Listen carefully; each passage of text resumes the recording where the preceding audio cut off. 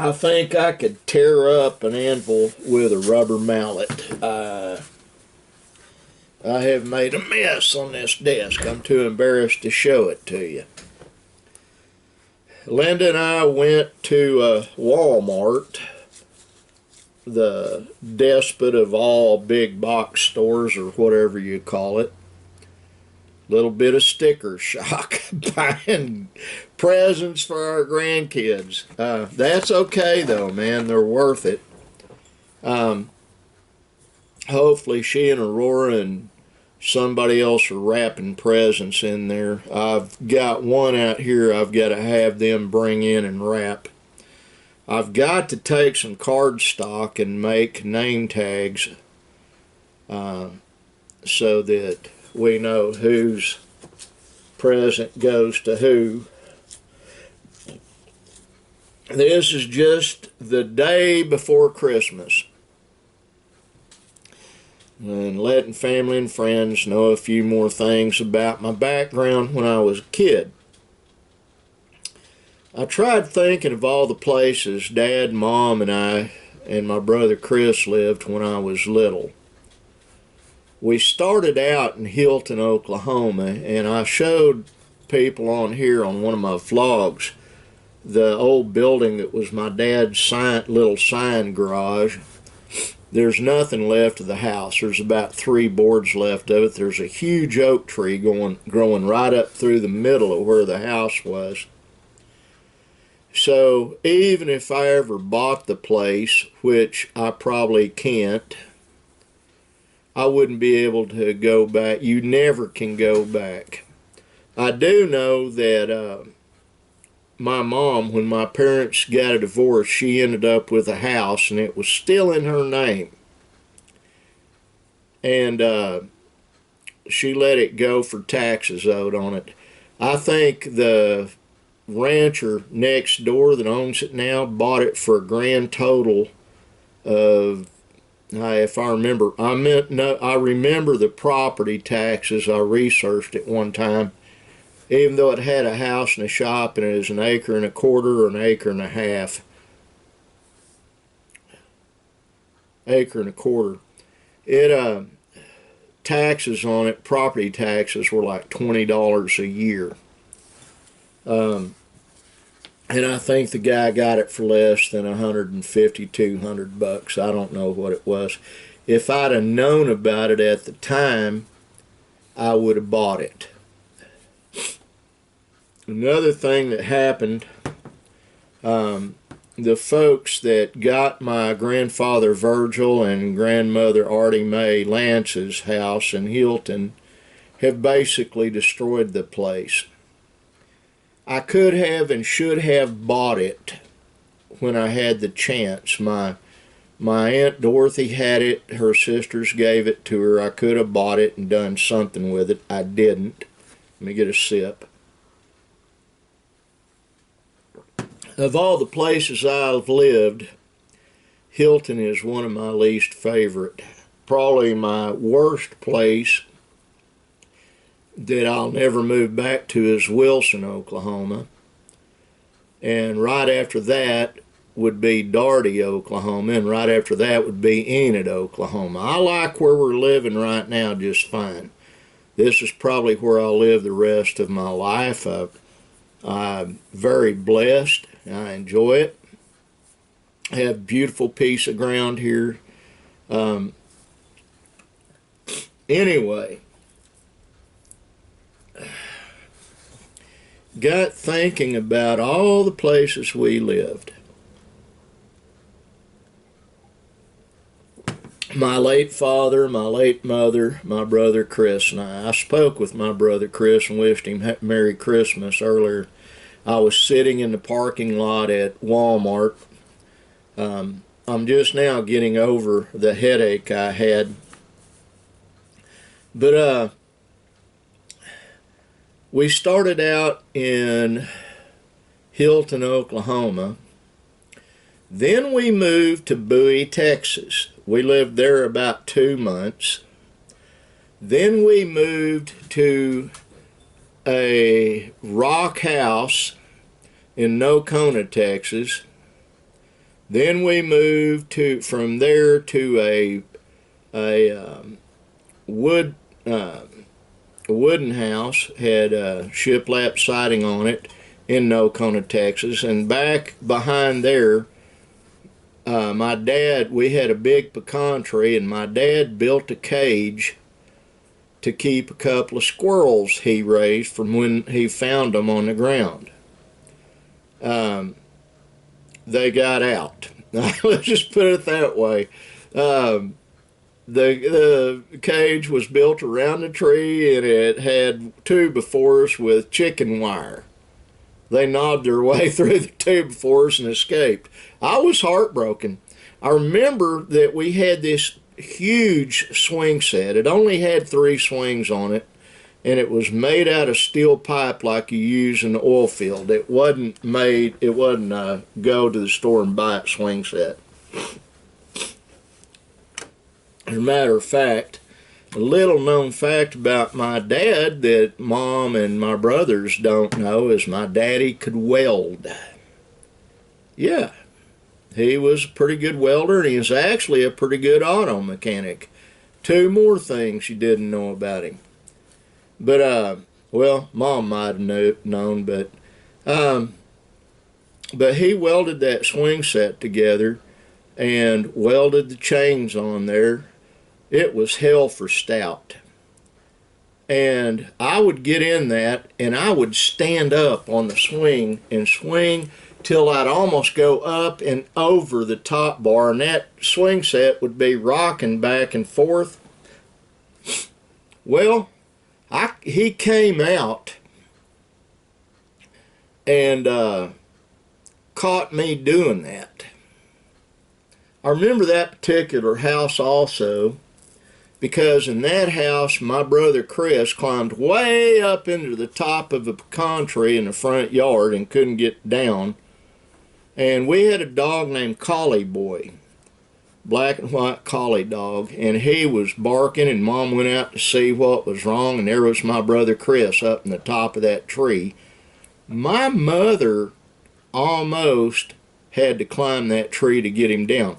The thing I didn't know is how that little runt got up, because the lowest branches on that tree were about, well, they were higher than my mother's head. Somehow he got up in the tree.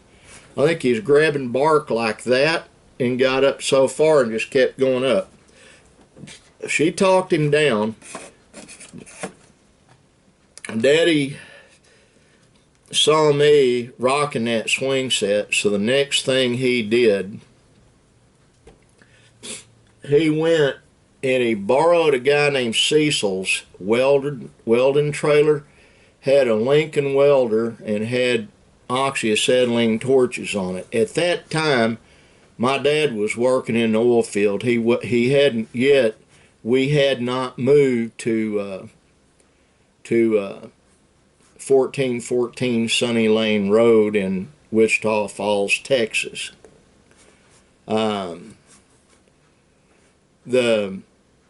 I don't remember the address of the rock house we lived in, or the address of the house in Bowie. The white house in Nocona, Texas we lived in was 615 Bray Road, and it was at the edge of town. And I don't think there's a Bray Road in Nocona anymore.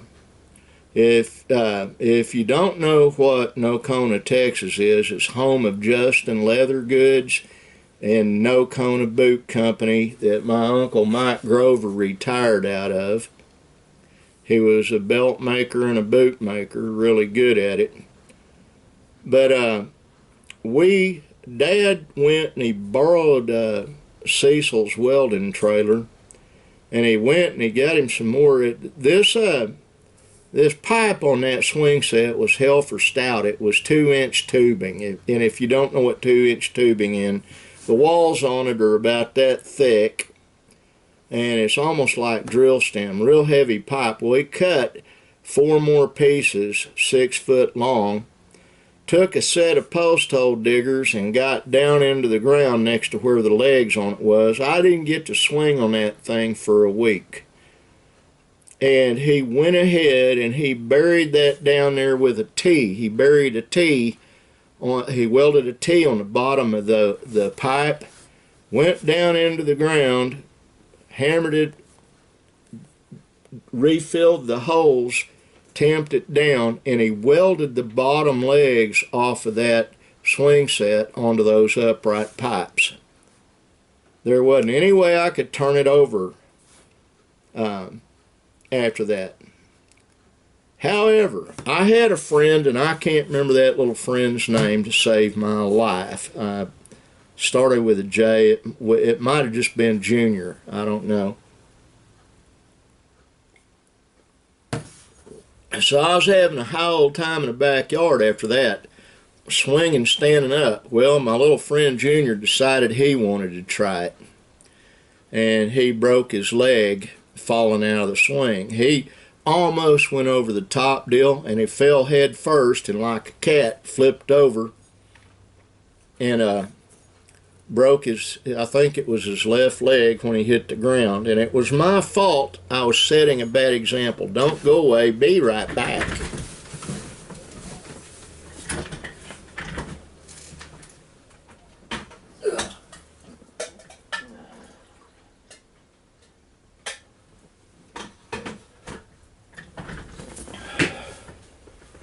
One of the things that we did while we lived there is Dad was big on finding arrowheads, and he'd load us up in that Oldsmobile he had, and he also had a Ford truck. But we drove over to Spanish Fork, Texas, F-O-R-K, I think it was. It might have been Fork, but it's Fork, I think. Fork of the Red River. Found an old Comanche campsite, and he picked up some beautiful arrowheads down there. That was the first time I saw how good my dad was with a handgun. We were sitting there, he had one stuck in a holster on the side of his hip. It was a 357 Magnum, and there was a cottonmouth. My brother Chris and my mom and I were sitting, and she was making us, we had that same red checkered blank tablecloth spread out, and she was making my brother Chris and I Vienna sausage sandwiches, which is still my favorite sandwich in the world. Take a can of Vienna sausage, put some mayonnaise or salad dressing on 2 pieces of bread. You slice that sausage in half lengthwise and put it on there, and it was larrapin', as my grandpa Virgil would say, larrapin'. Cottonmouth comes up out of the river and is sniffing the wind with its tongue, and it was slithering right toward us, and Daddy drew and he blew that thing's head off. And I'm talking about from where I'm sitting to the wall behind me. That's about 15 feet, something like that.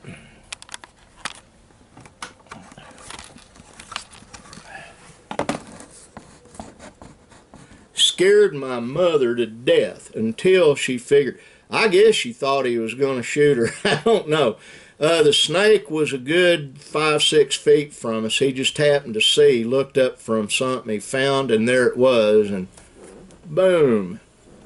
One swift motion, drew that gun and shot that snake's head off. And he went over, he blew the neck in half, the body was flopping around, the head was on the ground, it had opened its mouth, and he showed all of us, the white interior of that mouth, and that's why they called it cottonmouth. So he went and he dug a hole up in the tree line and put the head in there and just threw the body out back into the river. We left. That was enough excitement for one day. Well, we moved from Hilton to Bowie, Texas, to Nocona, Texas, and to Wichita Falls, Texas, and then we moved from there to Farmington, New Mexico. I'm not going to go into all the whys of us moving so far. My parents' marriage was in a great deal of trouble at that point, and that was a clean break. We lived in Farmington for about a year and a half, and then my grandfather came and got us and moved us back to Oklahoma, and we lived in a place called Hilton.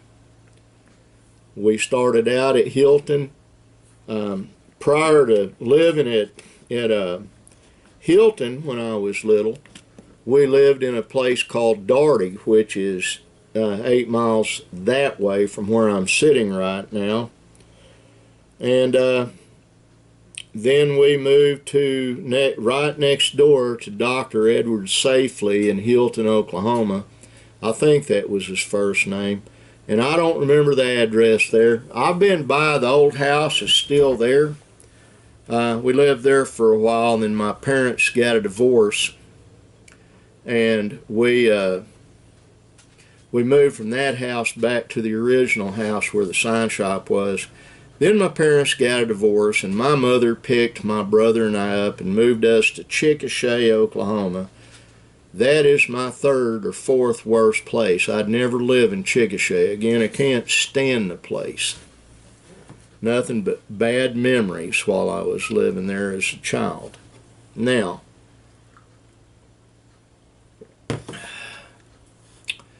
while we were living in Farmington, New Mexico,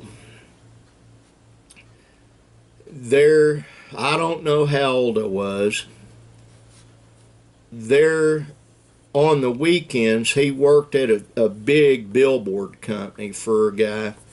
The guy's name was Rollin, I think. And I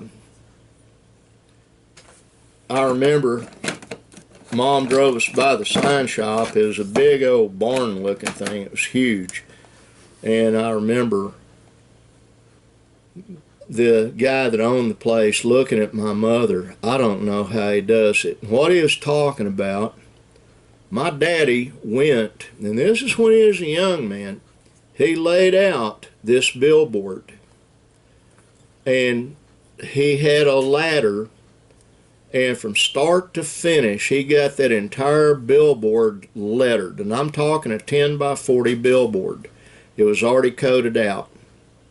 He lettered that dude in 3.5 hours. The reason I know it took that long, I remember the head boss comment, I don't know how he does it. I've never seen anybody do anything like that. He was just really good at it. I think that's probably what he was best at, which is saying something because my father was good at a whole bunch of things. Gotta get a sip. I hear my grandson Ashton out there. But anyway, it was an interesting, tumultuous childhood I had. I really, to be blunt about it, didn't get to have much of a childhood. The thing I remember most about it, other than the good things about Dad, were the bad things about my birth mother, and I'm not going to go into what they were. For one, it's too embarrassing, and number two, it serves no purpose. But I do remember night after night for the first 9 years of my life that I could remember listening to my parents fight. It would be her screaming at him and him trying to verbally defend himself. He just wasn't shiny enough for her, I guess. He was an Indian. He was very earthy, very warm, He was not a weakling, and he was not a coward. He was a very brave man. He just never raised a hand to her. After she divorced him, the guy she took up with beat hell out of me and my brother a lot. And that is a different story, and I'm not going to go into it. And it's kind of morose. This is the day before what is supposed to be a celebration of Christ's birth into the world.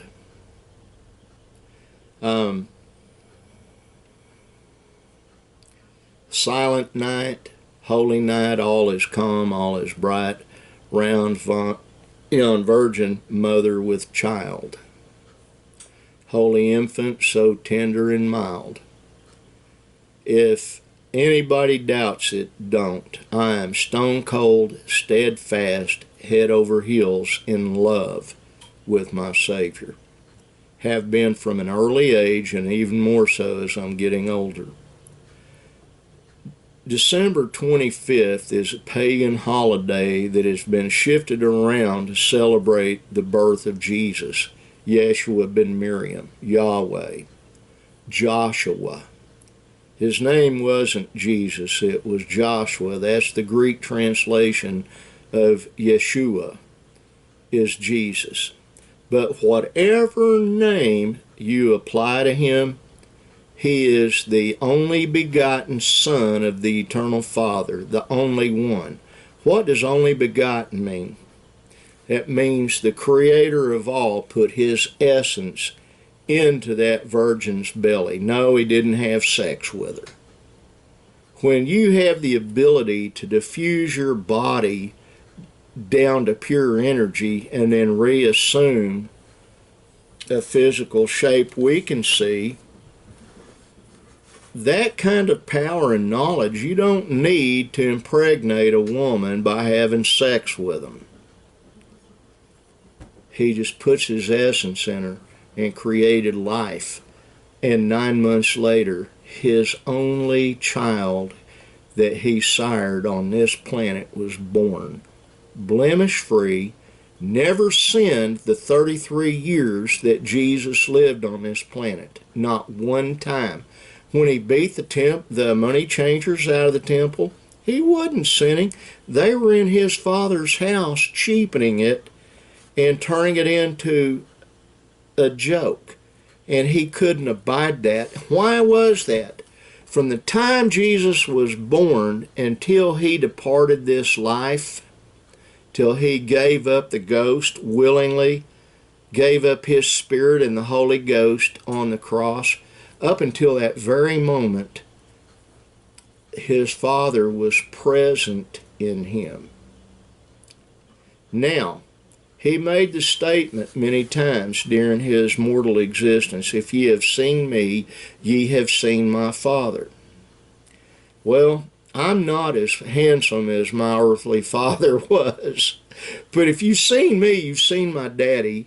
And if you see my son Chris or any of my other sons, you've seen me. That's how it works. Mom, John, I hope you're doing well. I do. I hope your Christmas is a good one. I got a message from my brother Michael Paul, who I love with my whole heart. He thanked me for giving him my coin collection. Michael, you don't get it till I'm dead, unless maybe I just box it up and bring it up to you. But I'm still collecting coins. It's not the possession, it's the collecting I enjoy. And not all of them are valuable. They're valuable to me. And some of them are valuable. But Michael, I love you. I miss you. I do. If I can get all this other stuff in my life to the point Linda and I have some time, we will come see you. We'll come see Mom and John. The problem is we're both older and we're both in bad health. However, it was great reading the message on Facebook from you. To my friend Shelley Dion in Illinois, I hope you're doing well.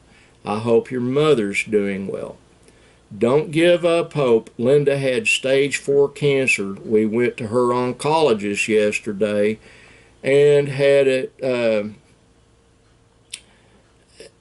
we have to have some scans done, but we're 100% sure there's no cancer in Linda. And she's not afraid of it anyway. And the reason I'm telling you don't give up hope, God can do anything. It's in His hands.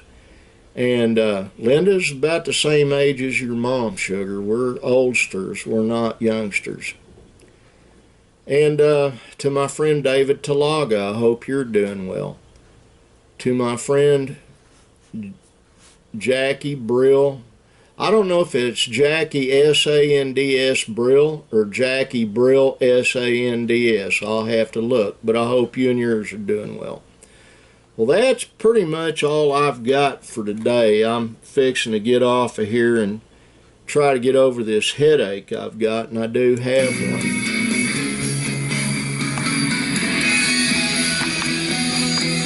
Like the sign right there says, be kind.